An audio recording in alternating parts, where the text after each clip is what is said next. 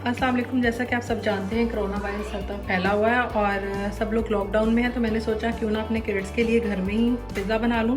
तो मैंने घर में ये स्पेशल क्रीमी पिज़्ज़ा बनाया है। आई होप कि सब देखने वाले भी घर में ज़रूर ट्राई करेंगे।